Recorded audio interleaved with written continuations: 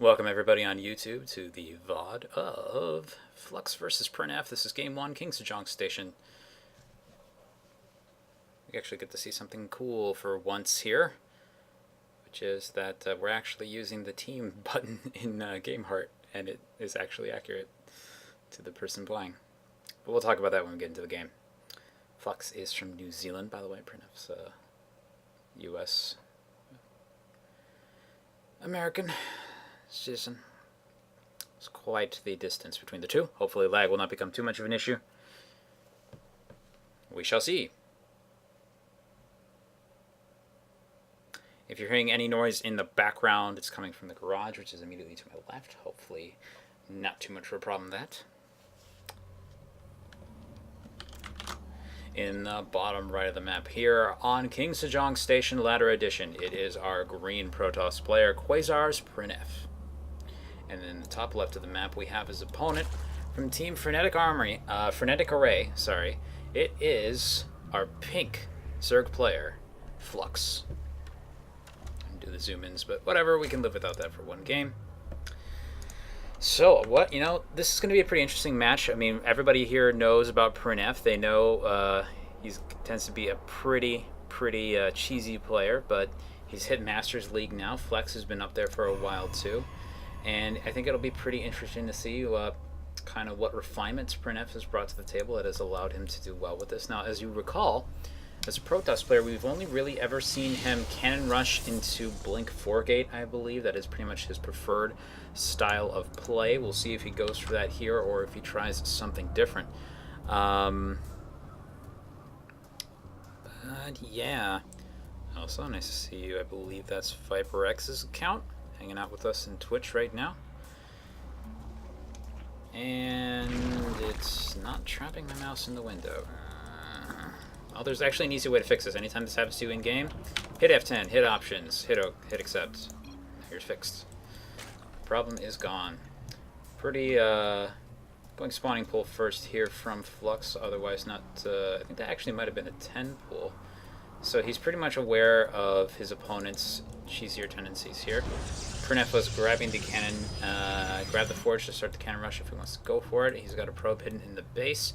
Now remember that this space here from side to side is long enough to prevent the cannon from being able to reach the hatchery at all. You can still technically place them back here, and you could hit the spawning pool if it was placed out in the middle, but Flux has been watching for that probe ever since it entered the base. He sent 2 lings to deal with that, and he's sending 4 lings across the map to actually go attack his opponent. There's already a wall off, total complete wall off here at the front, cannon to protect as well as the gateway, so we're not going to see any attempts at a fast expand coming from our Protoss player here. And Flux is immediately going for his natural hatchery. Meantime, back home we can see 3 workers in gas as well as corona boosting probes out. Hasn't saved any of that yet. Should be seeing him put down a cybernetic score. And if he's going to go for any other kind of tech, we should see another gas geyser follow after that. If he does not do that, though, I'm expecting probably a 4-gate. Right now, this is pretty secure against the forces of Flux at the front here. These 8 lings would not be able to bash through the front on their own. If he goes up to a baling nest, that would be one way to make that happen. Actually, interesting. Canceling the geyser right there, probably just to get a probe out while he was waiting for this overlord to finish. Drone out. Gonna probably misspeak a lot here, guys. I have not really too used to observing myself lately, as Zero has been kind enough to help me out on many occasions. Unfortunately, he's not able to quite make it today. Yep, there's a chrono boost going down on the cybernetic score. Probably going to see Printf start building up as many funds as he can to get those 3 additional gateways, and then try to push out, take his natural, potentially go to attack his opponent, go all in. We'll have to see what he does there. This is a very interesting setup, actually, because this actually can transition kind of into a macro game. What we're seeing here, pretty much any cheese can, if things don't go precisely right for one player or the other early on. And yeah, he's building all of his units outside in the front. This is a key element. This, 4-gate, as we can see here. He's pushing forward with the Stalker's going to try and poke against the Lings, run back up to the cannon if they try and pursue. Lings are just going to be immediately pulled out to the ramp here, try and surround these Stalkers, trying to go for it. He's going to push the Stalker back up to the high ground, which immediately is going to retreat up to the cannon. Once that's done, pretty much nothing else happens from there. So we will just poke down there occasionally to see if he does manage to catch it. It looks like Flux is actually just withdrawing his lings even further back and grabbing 2 more gases. So he's going to proceed upward into the tech tree and saturate that economy. Chrono boost, chrono boost, chrono boost. Waiting until this finishes up in order to get more units out. Should actually finish just as this last gateway does. Pretty nicely timed out here from our Masters Protoss player. And now he's going for the Mothership Core to back up this attack. We'll see if he saves out to grab Blink, which I'm judging from the first Stalker is probably very likely. Warps in... no, saving up the gas. Warps in 4 Zealots instead. Out the front at this forward pylon up here. We are getting menu music. My goodness, what is going on? Let us try switching to this. There we go. That's a little bit better. Actually getting game music this time. Flux has sniffed out the first pylon.